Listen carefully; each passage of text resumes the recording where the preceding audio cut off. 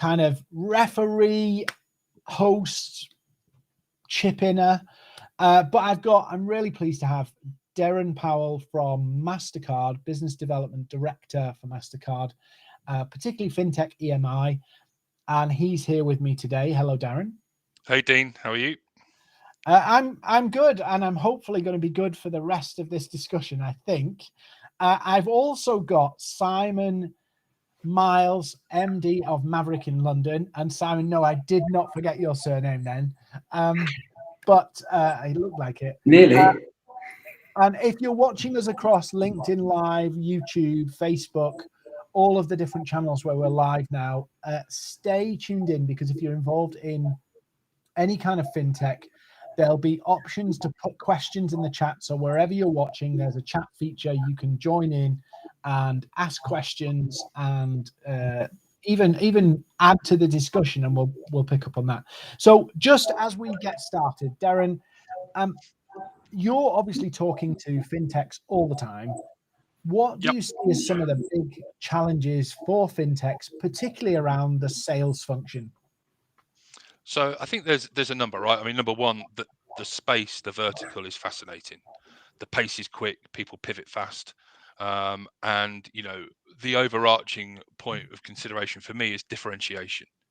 You know, there is a lot of people, some extremely well scaled, well established. We all know who some of those are, and we may know less about who's on the runway, who's incubating, who's hopefully going to be the next unicorn or the next big thing.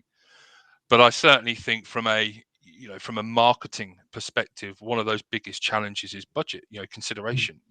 How does that get deployed? The burn rate is typically very high, and it's very rapid in terms of bringing that proposition to market, getting that proposition known. So there's a couple of things high level there, just to maybe start the conversation, if you like. Mm-hmm. And Simon, you've been involved in a lot of startups. Yeah, you've been involved in some weird and wonderful startups in the finance sector as well. What do you see, sales perspective? Where do you see the challenges are, particularly on a B2B front?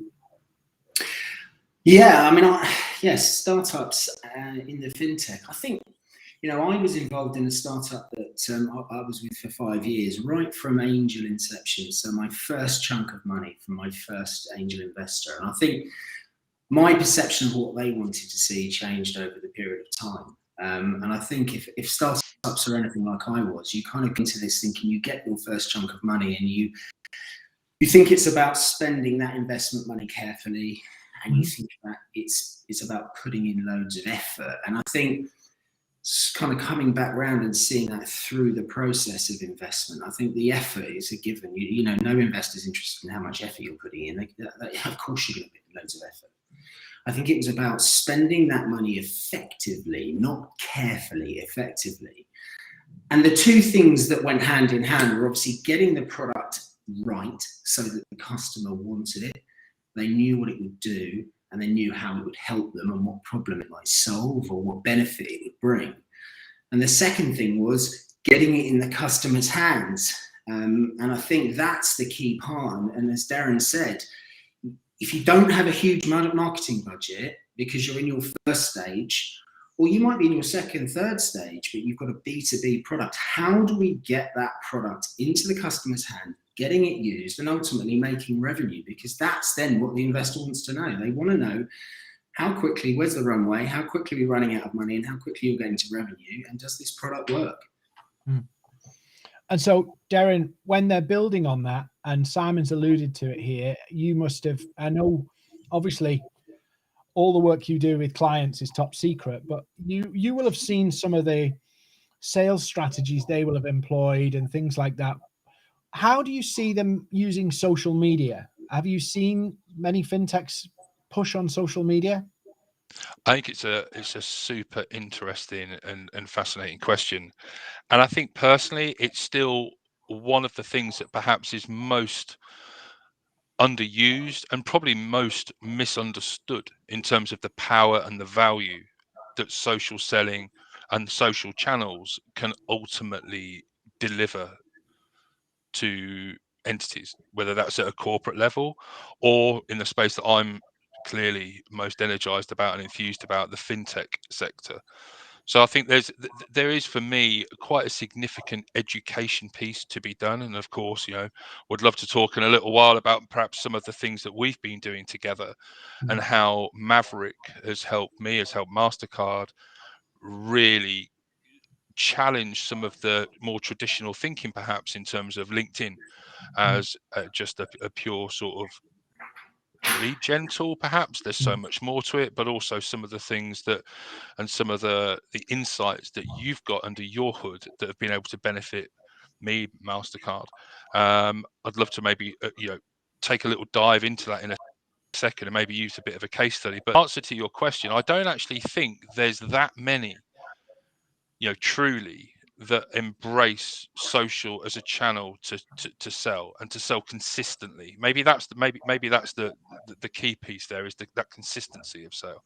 I think there's a lot that are leveraging, I'm going to focus very much, when I talk about social, say very much on LinkedIn. I think, as the business channel, as the channel of engagement, it's a very quick and immediate, if not immediate, route to market. So I think we are seeing the fintechs that we talked about it earlier on, their pace at which they work, the ability to pivot unbelievably quickly, the ability to change their route map in hours, not weeks or months, as some of the perhaps the what I would perhaps class as a tier one or an established or a traditional bank may be. I think it's just it genuinely is a space that we're going to see more and more of. That said, we're seeing more and more that whether they're wallets, enablers, neobanks, bank challengers, challenger banks, I mean, the list goes on. I think that ecosystem is getting ever deeper, ever richer, ever broader. And as a result of that, I think there's a tremendous opportunity. But I do think there's a huge disconnect between what the art of the possible is from a social media leverage or usage as a sales channel viewpoint. So Simon, you're the veteran diehard cold caller. You've been involved in the finance related startups. What do you see about social media, and what's the fit for a fintech? What are the areas that they should be using it for? Well, I think it's really, it's such an interesting kind of place, because I think the first thing that you think of when you use the word social is you think of social media, and then you think of paid digital. And so you automatically go to, well, I need a huge budget. I'm not going to have the budget of Mastercard. And that was the thing that completely took me by surprise, particularly when we started working on LinkedIn together. When I was a client, and I was convinced that in 2021, there had to be a better way of getting my message to my end user in such a way that created curiosity around the problem that they had, as opposed to what you normally see. And we're talking about LinkedIn today. What you normally see on LinkedIn, and I use this all the time, is this me. Here I am, this is what we do, this is the award we've won, this is what charitable work we're doing, and that's fantastic. But as a client who wants to buy and perhaps needs what you've got, yes, that goes some way to credibility, but that doesn't solve my problem. And so 750 million people on a platform, if I couldn't get 50 clients from this platform, the law of probability had been written wrong. And so I was convinced that there had to be a better way, and that had to be organic, because I didn't have huge budget. And most importantly for me, it couldn't be automated.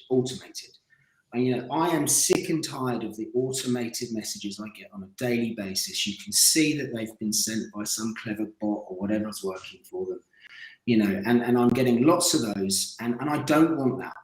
This is about building relationships. So when we started exploring how to make LinkedIn work, the two factors were organic, they were relationship led, that didn't require a huge budget, and most importantly, was not automation, and it needed to be organic, relationship driven. And I think if you can get that right in 2021 and going forward, never has there been a more important time to execute, because the world, particularly post-pandemic, when there's not been as much human one-to-one, face-to-face. It's about how do I use these channels to create curiosity, to build a relationship that ends in a client relationship that benefits both of us. And that's obviously what we're going to touch on today. How do we do that? How have we worked with Derren and him to do that? And as Derren said, this is not something that takes months, weeks, months, years. We've been able to do things in hours, organically, properly, without tricks of the trade that I personally, can't work with.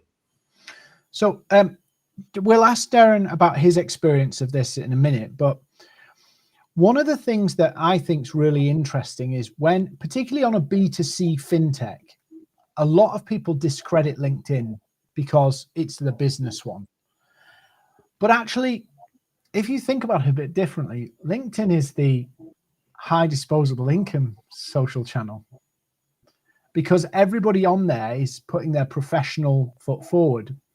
And so some businesses may go B2C, we're better with Facebook and we're better with Facebook ads. But actually, LinkedIn's incredible from an education piece. And a lot of these, I'm going to come back to Derren in a minute. A lot of, particularly with fintech, if you've got a new idea or a revolution on a way of doing things, in other words, well, it could be outside of fintech, but if you're trying to get somebody to change their way of doing things, even if it's a better way of doing things, you have to educate them, don't you? And yeah, so absolutely. I see often, and Simon, I know you're on with it, and Derren, we're all on the same page here, that actually a lot of LinkedIn content, particularly if you're a fintech trying to get buy-in, whether that's investment, whether that's partnership, whether that's customer base, it's about educating people and building that visibility that adds trust and all that. What do you think the place of that is in terms of LinkedIn, Derren, in terms of the education piece, and then maybe touch on some of the things that's happened with your LinkedIn? Sure. So I think at the heart of everything surely is understanding, education, whichever words you want to use. But I think before you can get to that point of being able to be educated or willing to be educated, I think you've also got to lay yourself open to be vulnerable and to actually push yourself into spaces that maybe they're terribly well known. They're certainly not, where you've not trodden before. And let's be honest, I mean, isn't that what, in the fintech space, it's all about sort of challenge, disruption, Yeah. the ability to perhaps unsettle, to maybe offer to do things in a different way than what's done before. So, when you think about it logically, there should be some perfect synergy with the space that we're talking about, i.e.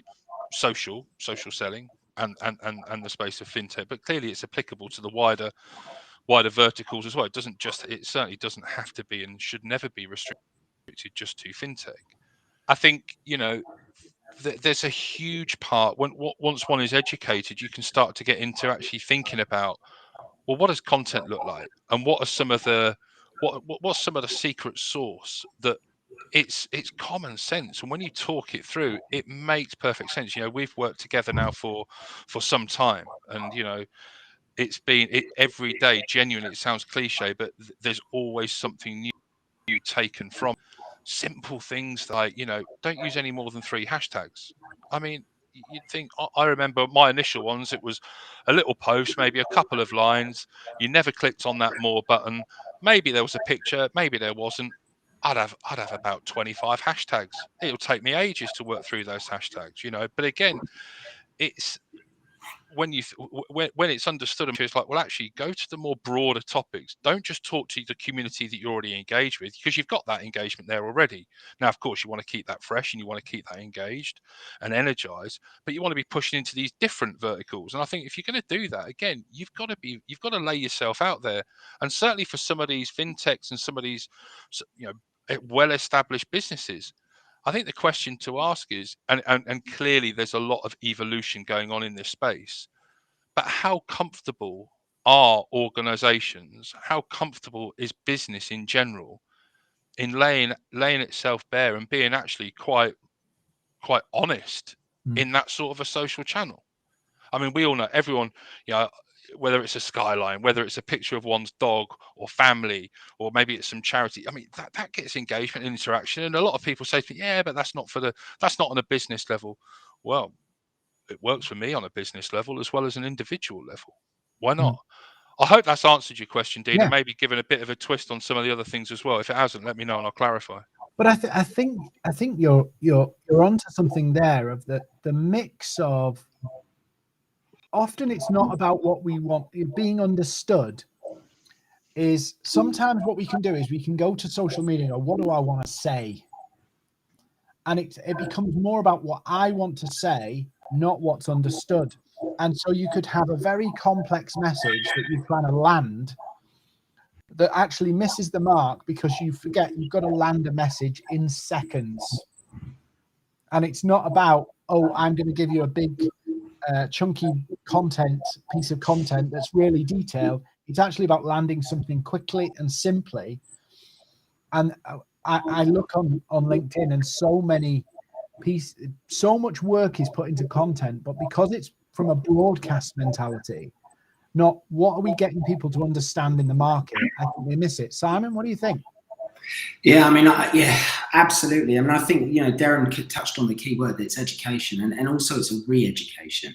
I was that person. I'd been burned by there was lots and lots of people out there on LinkedIn who tell me they would get me 1,000 connection requests a month, and then 200 of those want to, talk to me, and then 5 of those will want to meet with me. And I went through 5 or 6 of these agencies, and when I looked at it, it wasn't honest. It wasn't honest. And when we had the first conversation, Dean, and I came to the call, and I was kind of like, if you're going to tell me about how you can, write a message better than someone else, then please, let's just stop this now. And you just invited me to hold that thought and educated myself and the other directors of that company about how it's this content driven. So the content needs to talk to the audience. And like you say, how much content on LinkedIn is about me. And like Derren said, it's, I'm engaging with my own community, telling my own community all the things they already know, or I'm engaging with my competitors because I'm engaging in that same community. I'm not thinking about the community of my prospect, of my clients. That's where I need to put my content.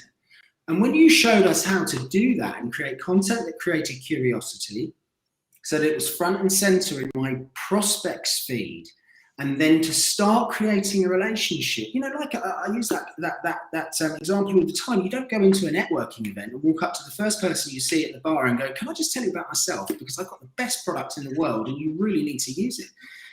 You don't do that. You go up and you engage and you ask them a bit about themselves and why they're here. And naturally the conversation progresses into what they do and what you do. And if there's not a synergy there, well, you've made a contact and you work your way around the room. And then you get to someone and there's a synergy. They go, oh, you've got a widget that saves accountants time. Well, I'm an accountant.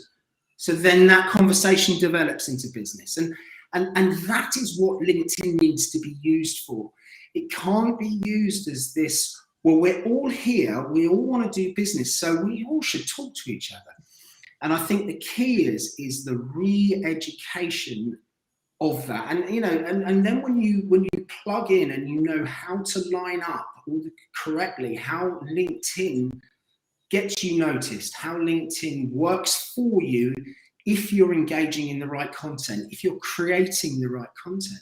I'm sure you're going to get onto some of the stats, but my views organically of my posts are in the 50,000 plus mark, and that's not pretend like Twitter bots, and that's not likes like it is on Instagram. That is people who are seeing my view, seeing my information. And I was a client, and now I work with MAVERRIK. It blew me away, and so much so I said to Dean, I've got to get involved in this. And then, and that's how I rang people up like Derren, who I knew, and I said, listen, you like LinkedIn, I can see that you're active. Have a look at this. And Derren, I'm right, I'm right in saying, when I said have a look at this and you had a look at it, you were like, oh, 100%. I mean, I thought, and this is where for me is a bit of a recalibration as well, right? I mean, I was very focused. I thought I was doing it right, or at least I thought I was doing it pretty well. And it's quite humbling when you're like, yeah, it's okay. Actually, you were being very polite. I wasn't doing it well at all. I put myself out there. There was lots of posts being shared. I was sharing multiple posts a day. It was really uncomfortable. Someone was suddenly telling me 3 hashtags, 1 post a day max. I was like, "Whoa, this is different. What does this mean? Surely more is more is better." So for me, it was a bit of a level set as well. You know, I was very much outcome focused. And when you think about it, I was missing so many steps. Now that's clear to me now. I get that. But I was looking at, what do I want? I wasn't necessarily thinking of my audience. I wasn't necessarily thinking of who do I want to know that I don't know. I'd not been thinking. I thought I was very much client centric or new relationship centric. One could argue I wasn't. And when we started working through that, you know, if you like, which I'm sure you'll talk about far better than I could later on, but your genuine, very real digital sales strategy, you know, those 5 points that you walked me through, starting with positioning, ending with results, and that bit in the middle, along with those 2 areas that I've just started, the top and tail, the position and the results, it's fascinating. And it's so unbelievably powerful. And to the point that you made earlier, Simon, things can change so quickly as well. You know, clearly there's a lot of technology that sits behind channels like LinkedIn. There's a huge amount of natural traction that gets driven when organically you're building at such a pace. And for me, it genuinely blew my mind how quickly I was starting to connect with, and this is before we haven't done anything specifically on, if you like, outbound targeting yet. We're building a base. We're getting those foundations right, which I love, and we're taking the time to get that right. But we've not even scratched the surface really of what the secret chest of gems and jewels that can genuinely be unlocked, and I'm fascinated to see what that could look like. Well, Dean, you know, you need to deliver one of the money shots, because I think there's a stat, isn't there, around Derren and Mastercard from. I'll be careful in how I deliver the stat, because there are obviously Darren, I don't want to get you in trouble here, so I'm being really careful. There are occasions, and not every day, because Mastercard's got what, 2 million, 3 million followers or something, where you have gone above theirs in terms of engagement and reach and visibility. And that's not saying, oh, everybody's doing it wrong and Darren's doing it right. What it's saying is, when you find a message that resonates with an audience, LinkedIn and any social channel loves that, because if you extend, and this is one of the important points that I'm gonna not do too much today, if you can extend the stay of a browser on LinkedIn with your content, you actually play to the way social media was designed to work. In other words, if you get the attention of people, you get the attention of more people. That's what it's all about. It rises and falls exactly like a market, you know, that if you hold attention, you win. And what I see, and all we've done, Derren, is your posts and your content, all we've done is optimize them for attention. Yep. Really. We haven't got into the outbound and building new relationships or any of that bits yet, but all we've done is optimize for attention. And you've gone from, I don't know, get myself in trouble with Derren here, but you've don't be too hard on me. You know, that you're getting in the, I don't know, 20,000, 30,000 views average per week, something like that. I'd have to check the stats, but it's not far off that. No, agreed. And the other thing that we talk about then is priming, Simon. And priming really is about Derren's doing part of the priming bit in terms of he's educating an audience. He's building that message out there. His name's getting out there. And then the next phase of that is actually to really go and cultivate those relationships. And I don't mean copy and paste pitches, because everybody's doing that stuff.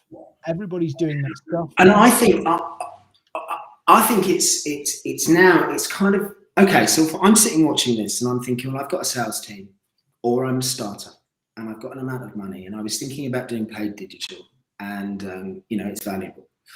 Or I've got a sales team and I'm a CEO and I don't have time to do business development. or I've got a sales team of 20 people and they're not performing, and I want to upscale and I want to go after some of these big accounts. How does and how do we, what difference is it going to make to me? And as you said, the priming. So that's the first part we focused on with Derren. And I'm right in saying, Derren, I think you've had some inbound as well. You've had people seeing your feed who've come to you and said, tell me a little bit more about, the schemes at Mastercard. Yep. So you're priming accounts. So now what you're doing is you're creating reach. And what I found so fascinating is once that account is primed, you then look at who do I want to talk to? And I was using the nice analogy. I'm an accountancy firm. Sorry, I'm a developer. I've made a lovely little financial widget that plugs into Xero, and it makes accountancy firms' life, it saves them 10 times as much time as they normally do at the end of the month. So I want to talk to all the accountancy firms in the country, but actually there's a sweet spot. So I'm going to filter that down. How do I now reach those individuals without jumping on that and going, can I just tell you about my fantastic widget? Because again, you're going back in time now. You're going back to where we were before, where it was about me. And I think if you get an account primed, so you get the visibility, you get the reach, and then you start building the relationship, much as I did with the example with the networking event. It's what pain points have you got? What challenges do you have? That's an interesting, an interesting concept. Tell me more about it. It makes perfect sense when you say it like that, right? Everyone that I talk to say it makes perfect sense. Absolutely. Are you doing it? No, I don't have the time. Is your sales team doing it? No, they don't have the time. And the key to this that you taught us very early on, Dean, was LinkedIn. That's our focus today for social channel. Relies on consistency. If you drop off and you fall behind, you lose your priming, and your relationship building relies on 3 to 4 touch points with a prospect. And so it needs to be done every day at the same time, effectively sometimes, but it needs to be consistent. And I think that's the other bit. We've all done it. We touch it a little bit, we come off it. We get a meeting, we go traveling, something happens in the office, suddenly it's Friday and I've done nothing on LinkedIn. So how do I focus that? And then if you can get that right, it becomes an incredibly powerful channel. So your sales development, you've got, we do some cold calling. We understand our market, we cold call in, brilliant. We do some networking. Of course you do, that's fantastic. I work my own network for referrals, that's fantastic. What was the missing link? Well, my social, it's so powerful in 2021. It's missing. So it's not about saying it's a replacement. It's about saying, like you say, if you've got 100 people and you're going to cold call 100 people, you might get 5 responses and you might get 3 meetings, you might get 1 client. And that might be a good statistic in your organization. But you've missed 95% of those people. For whatever reason, bad day, wrong time, bad mood, can't buy right now. And they've gone, they've heard about you, they've unsubscribed from your email campaign. But by creating a social relationship, no bridge is ever burned. And so it's a constant cycle of prospecting. And that was what fascinated me about it. And as you say, as an old dog who was in the 90s, chairs are for bears and telephone terrorists, I was like, this is where it's at. This is where we've got to go with this. It's got to be the other channel. It's the missing link in B2B business development. I think just to add on something you've said there as well is, and I really struggled to understand this at the time, and I'm going back maybe 3 months now, maybe more. But when you do it right, to your point, Simon, consistently, you actually get a lot of time back because you're deploying that time in a manner that's far more efficient and far more effective in terms of where you're deploying that resource. So for me, now focusing on, a very clear, unique, interesting, content rich, because I'm still very much in that phase where I'm trying to, in order to create some curiosity, building and sharing some thought leadership content, whatever it may be. Actually, I've now got a significant amount of time back in my day because I'm laser focused. I've got complete structure to what that piece looks like. I think, again, that is also another critical pillar stone or cornerstone of building that foundation out for future success. Because and I think you're actually in a slightly different position, Derren, as well, because you are somewhat a thought leader in your industry sector. You know, you're very well known, you know, very well respected. You work for an incredibly, you know, a blue chip brand, and you're kind of the top of that tree of people, where people are in the kind of pecking order of card issuance, etc. So we're looking for a different market. We're looking to do different things with you. And I think it's very much about becoming a thought leader and developing that from content perspective. But if I'm a founder or a startup or an early stage, you know, I'm down in the dirt, right? And I'm down there, and I've got an investor meeting in a month's time. Are they going to release me the next chunk, 100 grand? I haven't hit the target. The product's great. I'm trying really hard. I'm working all hours, God send. Investor doesn't care less, right? I got to deliver. And I was in that place. And if I had my time again, you know, I went down the BD. I went down the traditional business development route. I had a prepaid card, business expense card, and I went down that route. I wanted to talk to businesses about their business expenses. That's one channel. If I'd have perhaps known this at that point, you know, I could deliver relationships, much higher level partnerships. And so what I'm saying is, we're taking time with your account because of the nature of what we want to achieve. But at the same time, if I'm down in the dirt and I've got to get results, this can happen in days. This is not something that has to kind of take 2 months. We can look at the prospect list, deliver the content, start engaging with the prospects, open up the conversation, and start seeing results incredibly quickly. Well, I think to that point, you've also got to think about, you know, clearly, as you've mentioned, as a technology company, as a multi-rails, you know, sort of business entity, you know, there's naturally a lot of footfall anyway, right? So people will be saying, but Mastercard will always get, you know, we'll always get a nice generation of leads and steady flow and all the rest of it. Well, that actually creates some other considerations. I won't say problems, but considerations, because you've got to work through that, right? You've got to find the things that you really want to engage with right now in terms of prioritization. I think the other way of ultimately looking at it is as a fintech, who, in using your example, Simon, you've got some very different pressures. You've got to deliver today. You know, you can maybe be with social, you can be maybe a little bit. You can maybe invoke a little more thought. You can maybe be a little bit more creative and sort of, you know, push those boundaries a little firmer, because, well, I can make mistakes at the minute. You know, I can just see where my push points are and how far I can push, and etc. etc. I think there's always two sides of every coin, right? And I think that these are interesting things to think about, because as we've seen, and there's been some interesting examples out there already, where people are trying those and just seeing what sort of language can we use, what sort of creative can we use, what sort of content do I want people to know about my organization today without delay. And, you know, either which way, it's an interesting journey for some to go on. So I think that was just for me at least, it's an interesting perspective to think about whether you're blue chip or whether you're unicorn, aspiring unicorn, or idea.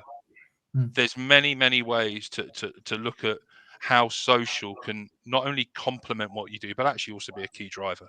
And one big thing that is, I mean, I want to take a year out and actually study this, but I'm never going to get the time to do it, is the way social media somehow is almost like a short-term memory thing.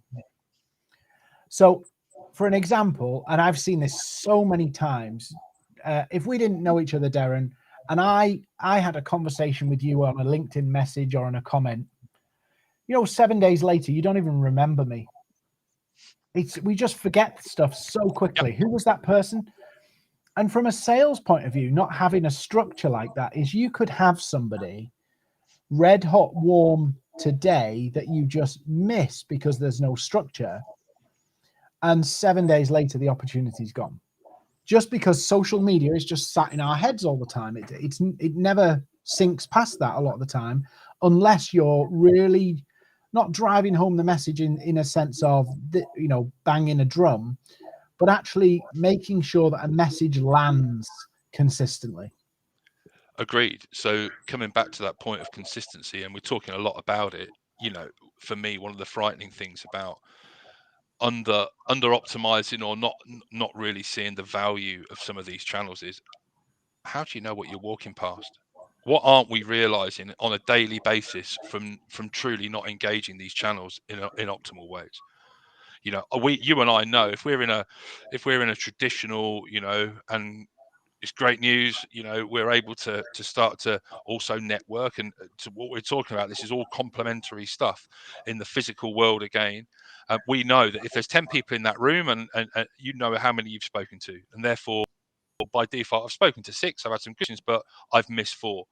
Well, it's probably, is it 10x, 20x that's walking past us in inverted commas on a LinkedIn channel? I don't know, but it's a scary number to quantify when I start to think about the impact that I've seen since working with MAVERRIK, when I'm starting to demonstrate, when I'm starting to see, and there's a clear tangible, this is my interactions on posts, not just views, actually reactions, comments, direct mails. It's staggering, genuinely staggering, the impact that has had. And I think, go on, Dean, sorry. I was going to take that one step further and go, often on a sales front, people will turn around and say, you know what, I just want to find the people who are interested in our product. And so they justify the direct message of the same thing to go, I only want the people who are interested. So I have to find the needle in the haystack. I know 99% are not going to be interested. So I just go, do you need this? Do you need this? Do you need this? And somebody bites. But Derren's alluding to the point of, because you've adopted that strategy, how many people are going past you because they don't see the relevance? Yep. And you know what, as well, we are talking today about social selling. And there are 2 concepts here. There's social selling and digital marketing. Now, in 2021, the 2 have never been more intertwined. Sales and marketing, with the channels that we've got, with the media channels, have never been more intertwined, but they are still 2 very different things. And I see it time and time again. And we talk to huge PLCs right down to solopreneurs. And when I talk to a marketing department, I'm not very popular. And the reason being is because, like I said, I've years of sales experience. There are 2 clients in any business. There are the external clients who buy what you've got, and there are the internal clients, who are the people who you work for you, who work with you. They are your colleague, the internal marketing. And what I see time and time again is the marketing departments don't think they are, but actually a lot of the marketing is driven internally. So it's fantastic. We won this award. We put that on social media. That is phenomenal. New starters, current employees, it's incredible marketing. I feel fantastic. I work for a company that's winning awards. I've got a career. This is brilliant. But from a client-centric perspective, it adds to credibility, but it doesn't sell the product. And I think when you like you say, Dean, it come back to the point, this is not about replacement. I didn't see it as a replacement. I had a sales team of phenomenal cold callers. I mean, cold callers was our main channel to market, some phenomenal cold callers. But when some of them are turning around to me and saying at 11 o'clock in the morning, I've just spoken to somebody who's had 4 calls from companies doing what we do already this morning. It doesn't matter how good you are at cold calling. That person on the other end of the phone has had enough by 11 o'clock. So that channel's not working for everybody. And like you say, it's a needle in a haystack. I'm looking for Alan, 52 years old, or I'm looking for Jeanette, 44 years old, and she needs this and he needs this. And I'm going to look in this haystack and see if I can find them. And they might not be there for 10 days. And that's the issue. But when you get into social selling, and let's face it, everybody in an organization at startup level, FinTech, is a salesperson, particularly the CEO, right? Everybody's a salesperson. So how can we make the presentation of this business appeal and sell on a social level? And then when you get into the mid-tier companies, it's a case of saying, well, we've got an effective sales team. We're doing relatively well here, but there's a piece missing here that marketing is internalizing, not on purpose, but they are. They just are. They're internalizing our message. It's adding credibility to our company. But at the same time, as a salesperson, like you say, I just want to find people who want what I've got. So now if I use a social channel to distribute content that talks to the problem of my prospects, So I raise the curiosity. It means that the response rate that I get from the engagement of interacting with their content, I now know when that person sits down and has 30 minutes with me, I haven't sold them anything. But because of the way the content has delivered the message, because of the interaction I've had with them, I know when they come to the meeting, they have the problem I solve. And that's what every salesperson wants. I want to ring Alan or Jeanette and I want them to answer the phone and go, my goodness, thank goodness you rang, because I am suffering with exactly the problem you solve. They don't. And this way, we found more of them that did. And I think, go on, Derren. So I was just going to say, I think linked to that, we talk a lot about salespeople, right? I mean, if you're passionate about sales, you're passionate about sales. Obviously, everyone on this call really is. I think we also need to acknowledge, though, there's a huge amount of people out there who will say, sales isn't for me. But I'd argue we're all selling at every moment of every day. It's just in our own unique way, or whatever that may be. So for me, we also should acknowledge not just the power of social or the value that Maverick can bring to that social successful sale. It's also about actually everyone can play a part in this. There's very little time or wider investment from that user perspective to make a difference and to make an impact. So fine, let's talk about the sellers, because that's ultimately, I suppose, that's in their job. It's what they do. But I'd also argue that we can also turn a wider worker population into an organization that is more sales centric in their behavior as well. Absolutely. I mean, there's a good point there. And, there's a brand we were talking to recently, and they focused on actually through all of their, corporate channels, they can only do so much without paid ads. That's the way social media works. They're not going to let, Mastercard or Maverick as a brand do anything for free. That defeats the point, right? But actually mobilizing your team and building a team out to say that I can add to the story of Mastercard or whoever and say I can share my bit, and resourcing that, actually you can get a ton more in terms of reach, message, the works, than you can probably do hands down with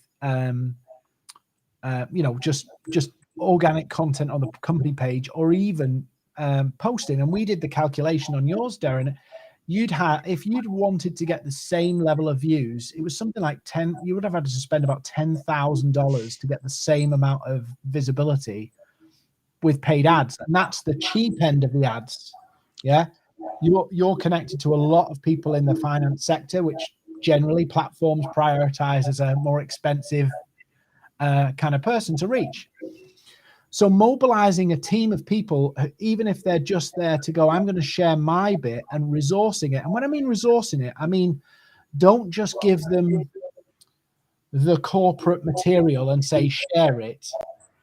Train them and support them in saying, how can they give their bit of that story as well? That's so valid. Absolutely. I mean, you absolutely, hit the nail on the head there, Derren. You can mobilize the entire company into becoming sales centric. I mean, the other one, Dean and I, we talked about it the other day. We both got the same email. A large, incredibly well-funded organization in the UK, and they're doing email sequencing. Now, I don't know if you've had them. We've all had them. The first email comes in, all very nice, and then, because I haven't gone back, I get another one 2 days later saying, you must have missed this. No, I didn't miss it. You're not addressing something that addresses my pain point. You're just telling me about you. And when I train sales teams, as we all know, it's about finding the need. Now, if I'm on a call with you or I'm in a meeting with you, tell me about the challenges you currently have in your role. Tell me about how you manage those challenges. What do you put in place to ensure that you make your processes as efficient as possible? Ultimately, what do you need? Because I've got a toolbox here, and I'm going to get the right tool out. I'm not going to take a hammer to take apart a table. I'm going to take a spanner.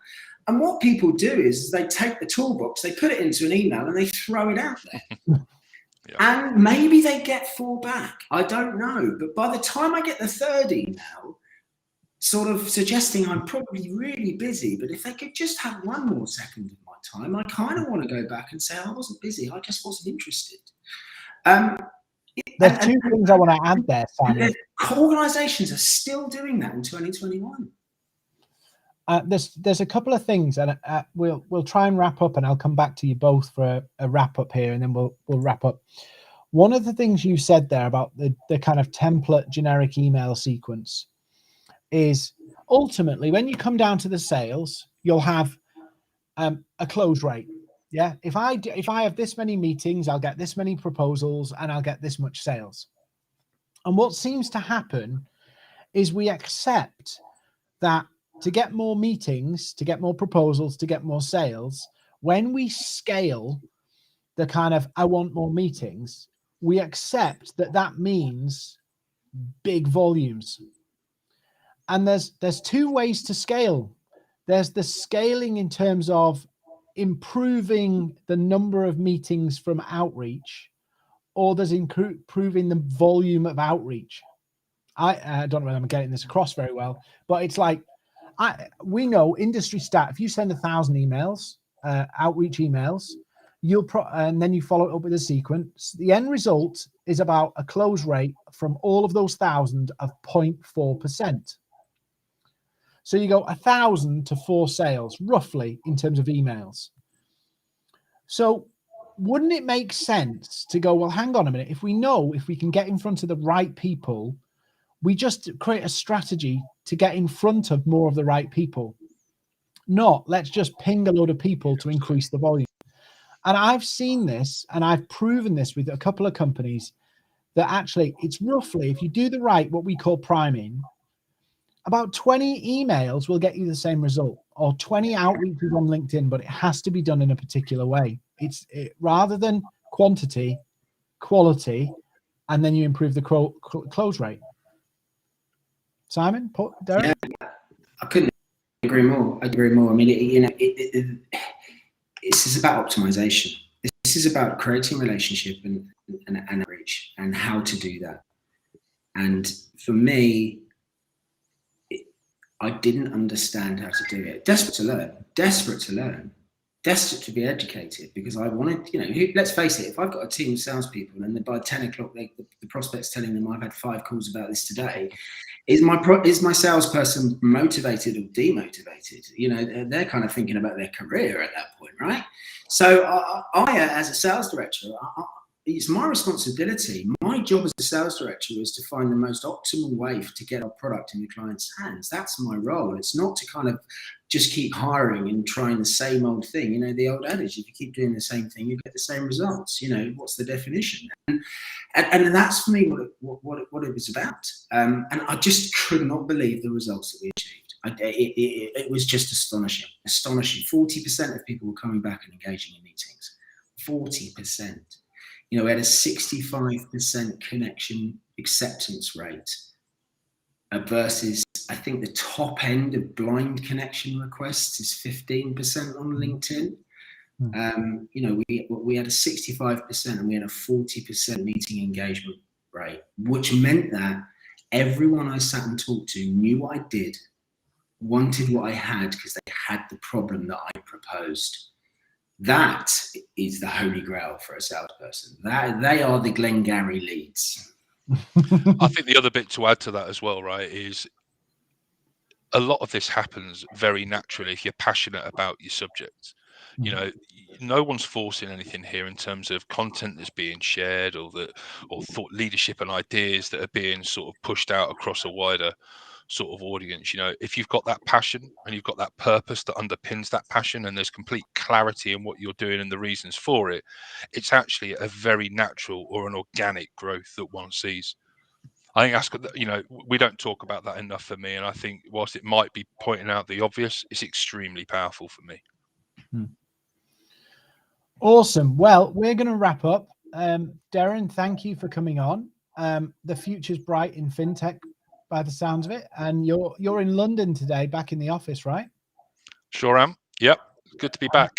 And how's London? Is it busy? Buzzing. absolutely buzzing, heaving, and you know, the vibe is back. Hopefully for the long term as well, right? Yeah, awesome. Simon, any last word? Not any last words. You're not dying or anything, but any last words before we wrap up? I can see someone on Facebook's quoted me. They obviously know me, so they've put down that I was a client and now I work with Maverick. Yeah, I was a client and now I work with Maverick. And if that isn't a greater testament to understanding where, like I said, I was an old dog who could not be taught a new trick. And I was ready to be taught a new trick. So if anyone on the call wants to find out a little bit more about me, you can find me on LinkedIn, or you can DM us on the channel here, but find us on LinkedIn and drop me a message and we can have a call and I can put a little bit more proof behind the pudding, because it's been a phenomenal journey and incredibly interesting. And we're now Maverick London, aren't we, Dean? And we're doing really well. So it's you know, it's really exciting. So just again, thank you for joining us. And if you want any, you know, if you want to pick Simon's brain and have a look at what this whole social selling thing is and how it fits, drop him a line on LinkedIn. We'll circulate a replay of this session to you by email.